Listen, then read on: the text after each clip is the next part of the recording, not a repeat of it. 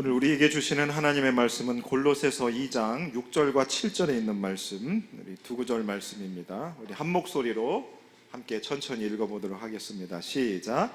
그러므로 너희가 그리스도 예수를 주로 받았으니 그 안에서 행하되 그 안에 뿌리를 박으며 세움을 받아 교훈을 받은 대로 믿음에 굳게 서서 감사함을 넘치게 하라. 아멘. 여러분 만나서 반갑습니다. 네, 너무 반갑습니다. 네, 저희가 지난주 5월 6일 날 비가 오는 가운데 야유회를 다녀왔습니다. 네, 이렇게 다녀왔습니다. 네, 사진들 한번 보시죠. 저희가 출발할 때 비가 많이 내렸습니다. 그리고 우비도 쓰고 저희가 이제 가서 식사하고 이제 유람선을 탔습니다. 그리고 유람선 타는 그 도중에 하늘에서 비가 멈췄습니다. 얼마나 감사했는지 모르죠. 그래서 지난주에 저희가 갔다 오면서 그래도 안전사고 하나 없이 또 여러분들이 그래도 기뻐해 주시고 또 좋은 마음을 그렇게 가져주셔서 너무나 감사한 시간이 되었습니다. 다른 일정으로 혹 못 하신 우리 가족분들 계시면 또 다음에 함께 꼭 가실 수 있기를 바라겠습니다. 오늘 말씀의 제목은 그리스도 예수를 주로 받았으니 이입니다. 제가 4월 22일 날 그리스도 예수를 주로 받았으니 라는 제목으로 설교를 한번 했었습니다. 4월 22일 날 했었습니다. 오늘은 그 두 번째인데요. 그때 제가 무슨 말씀을 드렸냐면 우리들의 마음에는 집이 다 있다고 말씀을 드렸습니다. 우리 마음에 뭐가 있다고요? 집이 있다고 그랬습니다. 그리고 우리 마음에 이 집에 우리가 인생을 산 만큼 수많은 사람들이 드나들었다고 말씀을 드렸습니다. 그리고 그 사람들이 내 마음의 집에 들어오고 나갈 때에 그냥 나오고 들어가지 않는다고 말씀을 드렸습니다. 어떤 사람은 기쁨을 주기도 하고 어떤 사람은 내게 슬픔과 큰 상처를 주고 떠나가는 사람들이 있다고 말씀을 드렸습니다. 그래서 여러분들 마음속에 지금 여러분 마음의 집에 누가 계시냐고 제가 질문을 했었지요. 그런데 4월 22일 날 바로 그리스도 예수를 우리가 주로 받았다라고 하는 의미는 바로 우리 마음의 집의 안방에 예수님을 그 안방에 모셨다는 그 의미라고 제가 말씀을 드렸습니다. 저와 여러분들의 얼굴과 성격과 사는 곳은 다 다르지만 저와 여러분들의 마음 속에 우리 마음의 안방에 누가 계시다고요? 예수 그리스도께서 우리 마음의 안방에 자리를 차고 앉아버리셨다 이겁니다. 여러분, 예수님이 여러분 마음의 안방에 자리를 차지 않고 계시니까 마음이 어떠십니까? 불편하신 분, 이 예수 양반을 빨리 쫓아내야 되겠다. 예수님이 내 안방을 차지하니까 눈치가 보여서 살 수가 없다. 여러분 어떠십니까? 우리가 분명히 우리 마음에 예수님한테 우리의 마음의 안방을 내어드렸어요. 그때 우리의 마음에 평안이 찾아왔고 기쁨이 찾아왔고 은혜가 넘쳤고 감사가 넘쳤었습니다. 그런데 그분하고 살다 보니까 그분이 내 마음의 집의 주인으로 모시고 나니까 그분의 말씀하신 것을 따라 살아가야 됐습니다. 그러면서 우리 마음에 어떤 마음이 듭니까? 자꾸 갈등이 생기는 겁니다.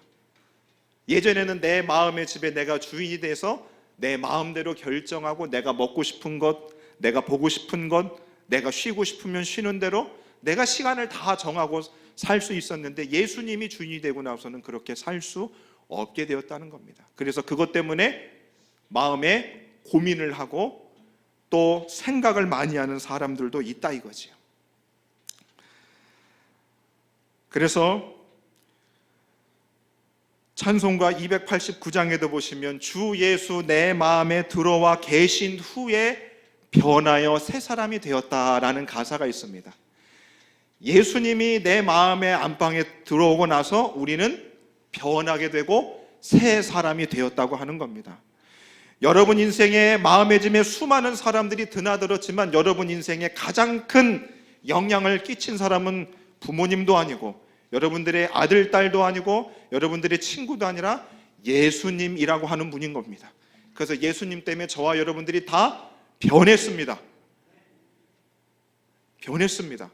변했으니까 이 정도 우리가 살아갈 수 있는 겁니다. 이 정도 살아갈 수 있는 거죠. 계시록 3장 20절에 보시면 누구든지 내 음성을 듣고 문을 열면 내가 그에게로 들어가 그와 더불어 먹고 그는 나와 더불어 먹는다 말씀하셨습니다. 뭐냐면 예수님이 우리 안에 들어오고 나서 우리는 새 사람이 되고, 새 사람이 되면 새로운 삶을 살아가게 되고, 새로운 삶을 살아가게 되면 새 생활을 하게 되는 겁니다. 생활을 하게 되는 거죠. 누구랑 우리가 생활하게 됐다고요? 예수님하고 생활하게 됐답니다. 그래서 여러분들 중에 혼자 사시는 분들이 있어요. 있으시죠? 혼자 사시는 분들이 있어요. 자, 옆에 분들 보시고 이렇게 한번 인사하겠습니다. 당신 예수님하고 지금 생활하고 있어? 당신 지금 예수님하고 생활하고 있다니까? 네, 맞아요. 저희들이 예수님하고 지금 함께 생활을 하고 있습니다. 여러분, 예수님하고 생활해 보시니까 예수님 쫓아내고 싶을 때 솔직하게 있었습니까? 없었습니까? 예수님이 멀리 좀 떠났으면 했던 마음이 들은 적이 있으세요? 없으세요? 있어요. 저도 예수님 눈치도 보이고 그분이 잠깐 눈을 좀 감아주었으면 하는 그런 순간들도 있었다 합니다. 자, 그런데 하나님은 우리가 이제 예수님을 우리 마음의 주인으로 모시고 그분과 함께 생활을 하는데 성경은 이렇게 이야기를 하고 있습니다. 뭐냐면 우리 마음대로 예수님이 들어오니 우리 마음대로 떠나보낼 수 없다는 겁니다. 떠나보낼 수 없다는 겁니다. 그리고 우리가 이제 예수님과 함께 생활을 하는데 구체적으로 어떤 생활을 해야 되는가? 그러니까 여러분이 일단 오늘 말씀을 들으시면서 전제는 뭐냐면 여러분들이 예수님과 함께 생활할 것을 전제로 하는 겁니다. 여러분 혼자 살 생각하지 마시고 이제 오늘 말씀을 들을 때에 내가 예수님과 이제 함께 생활을 하는 건가? 살아도 예수님과 함께 사는 거고 죽어도 예수님과 함께 죽는구나 라는 그 말씀을 전제로 해서 오늘 말씀을 받습니다. 그럼 여러분 구체적으로 정말 예수님과 함께 우리가 생활을 하는데 여러분 그런 생활을 우리가 어떻게 좀 살아가는 것인가에 대해서 세 가지로 말씀을 드리겠습니다. 자, 오늘 본문 말씀 다시 한번 띄워주시겠습니까? 본문 말씀 잠깐 한번 띄워주세요. 네, 6절 말씀 보시면 그러므로 너희가 그리스도 예수를 주로 받았으니 그 안에서 행하되 그 안에서 뿌리를 박으며 세움을 받아 교훈을 받은 대로 믿음에 굳게 서서 감사함을 넘치게 하라. 이제 우리들이 예수님께 안방을 내어드렸으면 우리가 예수님과 함께 생활을 하세요. 근데 그 생활을 할 때 어떻게 하라고요? 첫 번째로 7절에 보시면 그 안에서 뿌리를 박으랍니다. 어디예요? 예수님 안에서 뿌리를 박는 삶을 살아는 겁니다. 뿌리를 박았다는 의미는 무엇이냐면 확고하게 뿌리 내렸다고 하는 것입니다. 그래서 여러분들이 예수님을 주인으로 모시고 난 이후에 예수님을 떠나보내려고 해도 이제 떠나보낼 수 없습니다. 우리가 예수님을 부정한다고 해서, 우리가 예수님을 거부한다고 해서 그분이 쉽게 떠날 뿐이 아니라고 하는 것입니다. 만약에 여러분 가운데서 나는 잘 모르겠다, 나는 예수님이 나와 같이 생활하고 있는지를 잘 모르겠다, 아니면 예수님을 마음으로 내가 받아들이지 않은 것 같은 마음이 드시면 여러분은 이렇게 생각을 하셔야 됩니다. 예수님이 나와 같이 생활을 하고 있지 않다고 생각이 드시는 분들은 예수님을 마음에 받아들이지 않는 분이라고 하는 것입니다. 예수님이 한번 들어오고 나면 무조건 그분을 우리가 부정할 수도 없고 부인할 수도 없는 것입니다. 그가 친히 말씀하시기를 내가 결코 너희를 버리지도 않고 내가 떠나지도 아니하리라. 내가 세상 끝날까지 너희와 항상 함께 있으리라 하시니라.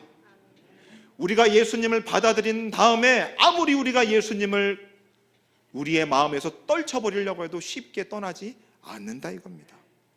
그러면 여러분 방법이 없어요. 어떻게 해요? 예수님과 같이 잘 살 생각을 해야 됩니다. 생각을 해야 돼요. 자, 시편 92편 13절에 보시면 이렇게 말씀합니다. 이는 여호와의 집에 심겼으며 우리 하나님의 뜰 안에서 번성하리로다. 예수 그리스도를 주로 받아들인 사람들은 우리가 어디에 심기게 됐다고요? 예수님이 우리 안에 들어와 뿌리를 내리시는 것도 있지만 우리가 여호와의 집에 심겼답니다. 우리가 여호와의 집에 심겨버렸대요. 여러분들은 다른 데 심긴 것이 아니라 하나님이 거하시는 하나님의 집에 심기운 사람들입니다. 그리고 하나님의 뜰 안에서 우리는 어떻게 된다고요? 번성하게 된다고 말씀하고 있습니다. 자, 그래서 우리가 우리 안에 예수님께서 뿌리를 박으며라고 하는 이 말씀의 원어의 시제가 어떻게 되냐면 완료형입니다. 뭐냐면 이미 박혔다는 거죠. 이미 박을 거야 이게 아니고 박혔다는 겁니다. 여러분들 가운데 몸이 아파서 수술하신 분들이 있을 것이에요. 그리고 몸 안에 철심을 박으신 분들도 있으시죠. 우리 권사님들 무릎에 인공관절 끼우신 분들이 있단 말이에요.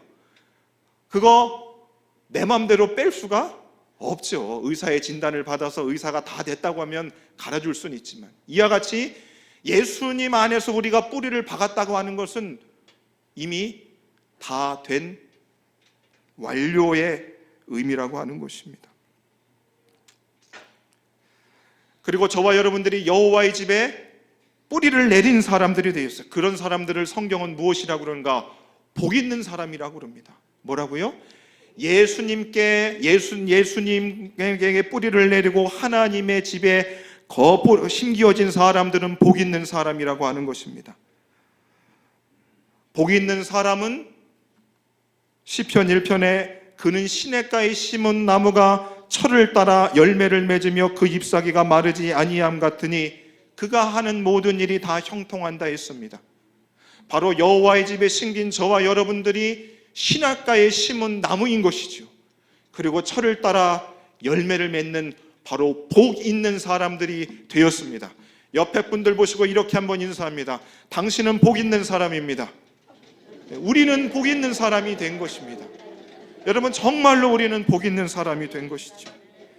예레미야 17장 8절에도 보시면 이렇게 말씀합니다. 잘 들어보십시오.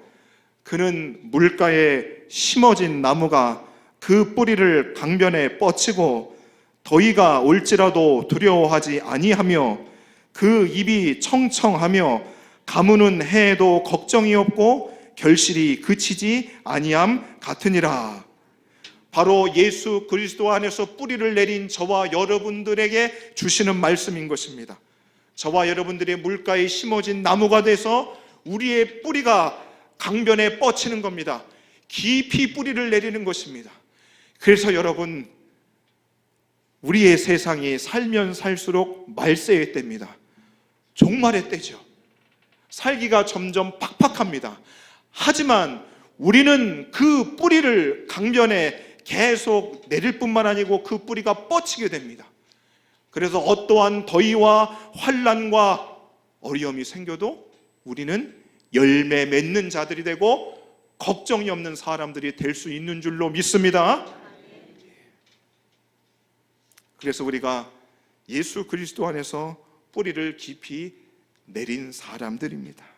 내린 사람들이에요. 그래서 우리 교회 몇 해 전에 교회 표어가 무엇이었습니까? 뿌리를 건강하게. 그 다음에는 표어가 무엇이었어요? 뿌리를 더 건강하게 였습니다. 우리가 그리스도 예수 안에서 그 뿌리를 깊이 내렸다고 하는 것이지요. 자, 그러면 사람들이 이런 말을 합니다. 나 이제 털을 잡고 거기에서 뿌리 내려야지. 이런 이야기들을 하죠. 그런 이야기들을 합니다. 바로 저와 여러분들은 예수 그리스도 안에서 우리는 뿌리를 내린 사람들입니다. 그러면 여러분, 우리가 뿌리만 내리고 그대로 살아가는 것이 아닙니다. 두 번째로 우리는 세움을 받아야 됩니다. 7절 말씀 다시 한번 띄워주실까요?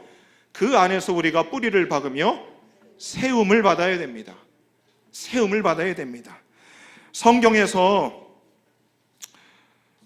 우리가 예수 그리스도에서 뿌리를 받고 우리가 새 사람이 됐고 새 삶을 살아가게 되고 새 생활을 하게 된다고 그랬습니다.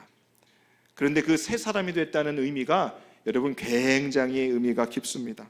골로새서 3장 10절에 보시면 새 사람을 입었으니 이는 자기를 창조하신 이의 형상을 따라 지식에까지 새롭게 하심을 입은 자다라고 말씀을 하고 있습니다. 우리가 새 사람이 된 것은 자기를 창조하신 이의 형상을 따라 지식에까지 새롭게 하심을 받았다고 합니다. 우리가 새 사람이 되었을 때에 하나님은 우리를 변화시키신 다음에 어디까지 생각을 하고 계시다고요? 자기를 꼭 닮은 사람이 될 것을 바라고 계셨다는 것입니다. 뭐라고요? 우리가 예수님을 받아들였을 때에 우리를 그저 그런 사람으로 살다가 천국의 턱걸이로 들어가는 사람이 아니라 하나님의 형상에 따라 지식에까지 새롭게 하심을 받은, 바로 우리가 성장과 성숙을 통하여 예수 그리스도의 장성한 분량에까지 이르기를 원하신다고 하는 것입니다. 그래서 여러분, 지금 우리의 모습으로는 부족함이 있습니다. 그렇지요? 서로 얼굴을 한번 보십시오. 참 부족한 것이 많지 않습니까? 우리 서로 스스로를 볼 때도 부족한 것이 참 많아요. 그런데 하나님은 우리를 새 사람 만드셨을 때에 우리를 온전케 하실 그 계획까지 가지고 계셨다고 하시는 것입니다. 골로새서 고린도후서 4장 16절에 보시면 그러므로 우리가 낙심하지 아니하노니 우리의 겉사람은 낡아지나 우리의 속사람은 날로 더 새로워지는도다. 왜 그럴까요? 하나님이 우리를 가만두지 않으신다는 거죠. 우리 장로님, 권사님, 우리 시니어 가족들이 70이 넘을 줄은 꿈에도 생각을 못 하셨을 겁니다. 맞지요? 내가 70이 넘을 줄을 꿈에도 생각 못 하셨을 거예요. 여러분, 죄송하지만 저도 40살이 이렇게 쉽게 넘을 줄 꿈에도 생각을 못 했습니다. 이 젊은 것이 그렇게 생각을 못 했어요. 마찬가지에 우리 하나님도 저와 여러분들을 우리 마음의 안방의 주인으로 자리를 차지하셨을 때는 여러분 그저 신앙생활 하다가 이제 몸도 약해지고 그냥 이렇게 살다가 주님 만나지 이렇게 두지 않으신다는 겁니다. 우리를 어떻게 해서든지 주님을 닮은 사람들을 우리를 만들어 가신다는 것입니다. 그래서 여러분 포기하시면 안 됩니다. 포기하시면 안 되는 거예요. 그래서 우리가 세움을 입어야 됩니다. 세워져 가야 됩니다. 여러분, 그래서 이 세워져 간다는 의미는 뭐뭐 위에 건축을 한다는 겁니다. 여러분, 집 한번 져보셨습니까? 내 집을 져보신 분 있으세요? 집을 못 져보신 분도 있으시겠죠. 져보신 분도 있고 못 져보신 분도 있어요. 우리의 인생도 어떻게 해요? 인생을 건축한다고 그럽니다. 그래서 사람들이 그저 인생의 건축가라고 합니다. 저와 여러분 다 우리가 인생을 건축하는 사람들이에요. 여러분, 인생의 집을 우리가 지어져 가는데 여러분 돌아보니까 여러분들의 집은 초가집입니까? 움막입니까? 텐트입니까? 아니면 벽돌집입니까? 여러분 어떠세요? 한번 생각해 보십시오. 여러분의 인생의 집이 어떤 것 같습니다. 여러분, 그런데 여러분의 집이 지금 다 완성되지 않았습니다. 우리의 인생이 끝나는 날까지 우리의 인생의 집을 계속해서 건축해 나가는 것이지요. 그런데 우리의 인생의 건축을, 우리의 뿌리를 예수 그리스도에게 우리가 두고 그때부터 다시 우리의 인생을 새롭게 지어가는 겁니다. 계속해서 지어가는 겁니다. 그래서 사도 바울도 이렇게 이야기를 했습니다. 고린도전서 3장 10절에 보시면 내가 지혜로운 건축자와 같이 터를 닦아두매 다른 이가 그 위에 세우나 그러나 각각 어떻게 그 위에 세울까를 조심할지니라. 여러분, 인생은 단 한 번뿐입니다. 여러분이 과거에 어떠한 인생을 살았든지 간에 여러분들이 예수에게 뿌리를 받고 살았지만 예수님의 뜻을 따라 살지 못해서 여러분들의 인생이 엉망진창이 되고 집을 지었어도 비가 내리고 창수가 나고 집이 무너진 것 같은 그런 인생을 살았어도 어떻게 해요? 아직 끝나지 않았습니다. 예수 그리스도의 말씀을 따라 벽돌을 하나하나 차근차근 조심스럽게 우리가 그 인생을 세워가야 되는 것입니다. 그래서 포기하시면 안 된다고 하는 것이죠. 그러면 여러분, 우리가 우리의 인생을 조심하면서 하나하나 세워가야 됩니다. 그래서 여러분들이 살아갈 때에 누구를 만나든지 말 한마디, 행동 하나 우리가 조심스럽게 해야 되는 것이죠. 더군다나 우리들 안에 예수님께 우리는 뿌리를 내린 사람들이기 때문인 것입니다. 그러면 여러분, 우리의 인생을 하나하나 조심스럽게 세워갈 때에 무엇을 가지고 그것을 세워나갈까? 무엇을 가지고 7절 말씀 다시 한번 보시면 이렇게 기록되어져 있습니다. 네. 그 안에서 뿌리를 박으며 세움을 받아 교훈을 받은 대로. 여러분, 우리가 인생을 하나하나 세워져 갈 때 어떻게 조심스럽게 세워가냐? 교훈을 받은 대로 갑니다. 교훈을 따라서 우리가 우리의 벽돌을 하나하나 쌓아가는 것이죠. 그럼 여기서 말하는 그 교훈은 무엇인가? 그 교훈은 무엇인가? 골로새서 1장에 보시면 너희가 들은 바 복음의 소망에서 라고 말씀하고 있고, 골로새서 1장 5절에서는 너희가 전에 복음의 진리의 말씀을 들은 것이다 라고 말씀하고 있어요. 바로 우리가 우리의 인생을 예수 그리스도께 뿌리를 받고 그 벽돌을 하나하나 쌓아가는데 그 벽돌은 바로 교훈이고 복음인 것입니다. 진리의 말씀대로 우리가 하나하나 세워져 가는 것입니다. 그래서 여러분, 우리가 성경 말씀을 하나하나 배워가야 되는 것이죠. 목사님, 나는 눈이 어두워요, 귀도 어두워요, 머리도 점점 더 기억력이 감퇴되고 있습니다. 교훈을, 하나님의 그 복음의 말씀을 내가 공부하고 배우기가 힘듭니다. 아니요, 그럼에도 불구하고 하나하나 차근차근 우리는 그 말씀을 들어야 되는 것입니다.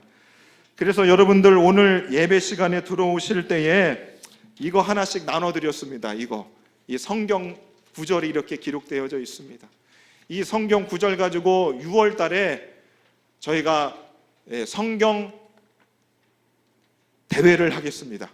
요거 가지고 대회를 할 겁니다. 그래서 셀별로, 개인별로 할 거니까 여러분들이 이 성경 구절을 차근차근히 읽어보시고 마음에 받아주셨으면 좋겠습니다.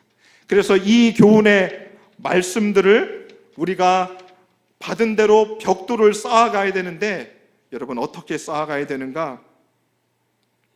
7절 말씀 다시 한번 보여주시겠습니까? 우리가 교훈을 받은 대로 믿음에 굳게 서서라고 말씀하고 있습니다. 우리가 세워져 가야 되는데 그 세워가는 벽돌은 주님의 진리의 말씀이고, 그 말씀을 우리가 읽고 듣고 묵상하고 또 그것을 암송하는 그 모든 교훈의 말씀들을 하나하나 우리가 말씀을 받고, 그 다음에 뭐를요? 그 말씀을 믿어야 되는 것이죠. 믿음에 굳게 서야 되는 것입니다. 그 말씀을 우리가 믿어야 되는 것입니다. 한 구절, 한 단어, 그것이 그냥 좋은 말씀이다 라고 받는 것이 아니라 그것이 믿어져야 되는 것입니다. 그래서 믿음이 필요한 것이지요. 요한복음 20장 31절에 보시면 오직 이 성경 말씀을 기록한 이유는 너희로 예수께서 하나님의 아들 그리스도이심을 믿게 하려 함이고 너희로 믿고 그 이름을 힘입어 생명을 얻게 하기 위함이라고 그랬습니다. 이 성경을 우리 예수님께서 우리에게 주신 이유는 이 말씀을 그냥 읽고 끝내는 것이 아니라 이 말씀을 믿으라고 하는 것입니다. 그래서 저와 여러분들이 이 성경 말씀을 한 구절 한 구절 믿을 수 있어야 됩니다. 믿어야 되는 것이죠. 자, 그런데 믿으려도 잘 믿어지지 않고 깨달으려고 해도 잘 깨달아지지 않는 우리를 위해서 에베소서 2장 20절에서는 이렇게 말씀합니다. 너희도 성령 안에서 하나님이 거하실 청소가 되기 위하여 그리스도 예수와 함께 지어져 간다고 그럽니다. 누가요? 저와 여러분, 우준한 저와 여러분들을 위해서 우리가 그 성경 말씀을 믿으려고 할 때도 믿음이 약하여 믿어지지 아니할 때에 진리의 영 성령께서 우리를 가르치시고 깨닫게 하시고 그것을 믿어지게 하시는 줄로 믿습니다. 그래서 여러분 걱정하지 마세요. 여러분 걱정하지 마세요. 여러분들이 어린 시절에 배웠던 성경 말씀을 누가 깨닫게 하시는가? 성령께서 깨닫게 하시는 줄로 믿습니다.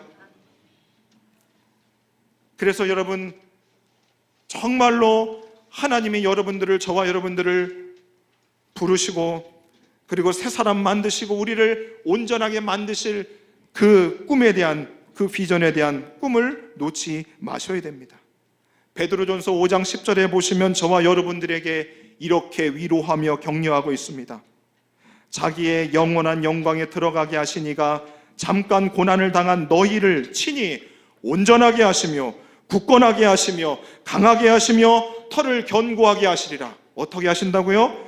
우리를 온전하게 하시고 굳건하게 하시고 강하게 하시고 견고하게 하실 줄로 믿습니다. 그래서 저와 여러분들이 육체적으로는 약하여져도 우리의 영혼의 집은 강하게 세워져 가시기를 간절히 축원합니다. 마지막으로 여러분, 이제 우리가 그리스도 예수를 주인으로 모시고 살았으면 우리가 어떻게 생활해야 되는가? 마지막으로 감사함이 넘치게 해야 됩니다. 어떻게 해야 된다고요? 감사가 넘치게 해야 됩니다. 감사가 넘치게 해야 되는 거죠. 그래서 성경에 보면 곳곳에도 이렇게 말씀합니다. 범사에 우리 주 예수 그리스도의 이름으로 항상 하나님 아버지께 감사하며 너희는 또한 감사하는 자가 되라 그럽니다. 여러분, 예수 믿지 않는 사람들로 감사하며 살려고 이야기하죠. 예수 믿는 우리들은 어떻게 해요? 항상 기뻐하라, 쉬지 말고 기도하라, 범사에 감사하라, 이는 그리스도 예수 안에서 너희를 향하신 하나님의 뜻이라 말씀하고 있습니다. 모든 것에 감사하는 저와 여러분들이 되어야 된다고 성경은 말씀하고 있어요. 사도 바울도 감사하는 삶을 살 때 감사를 넘치게 하라는 겁니다. 넘치게 하라는 거예요. 과할 정도로 넘치는 감사를 할 수 있어야 됩니다. 여러분 어떠세요? 감사가 넘치고 계십니까? 감사의 조건이 있어야 되죠. 감사의 이유가 있어야 됩니다.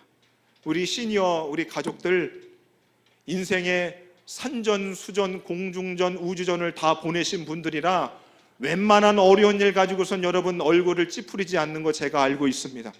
오히려 하나님께 감사하시는 줄 제가 알고 있습니다. 그런데 더 감사를 넘치게 할 수 있는 저와 여러분들이 되기를 소망합니다. 여러분 그 방법이 있을까요? 정말로 감사를 넘치게 할 수 있는 그 방법이 있을까요?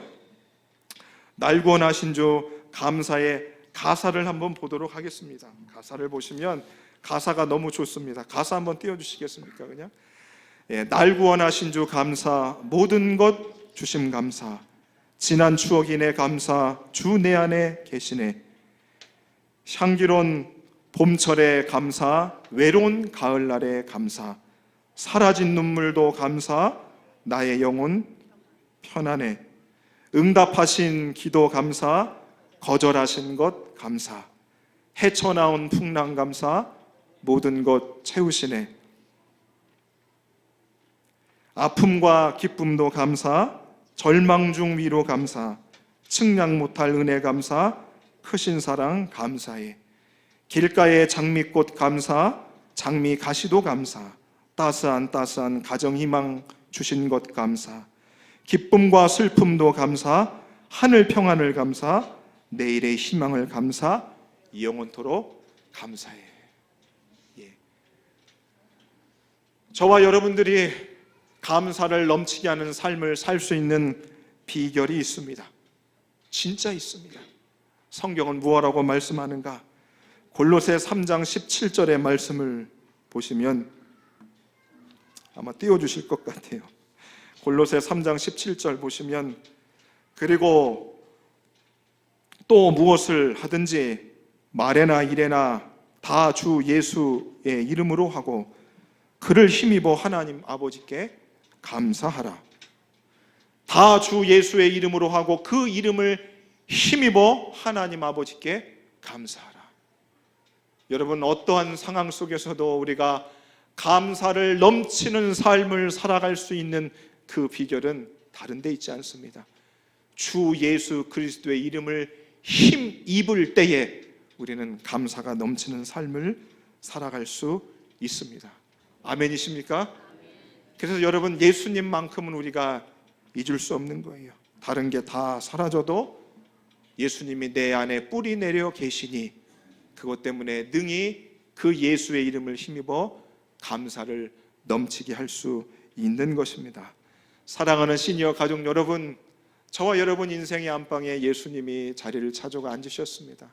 어떻게 살아가야 된다고요? 뿌리를 깊이 내리십시오. 여러분, 떠날 수 없습니다. 거부할 수 없습니다. 그리고 그분 안에서 어떻게 해요? 세움을 입으십니다.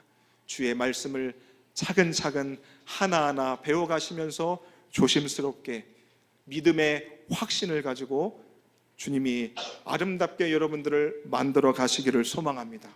마지막으로 주 예수의 이름을 힘입어 어떤 상황에서든지 감사가 넘치는 우리 시니어 가족들 되시기를 예수님 이름으로 축원해 드리겠습니다. 함께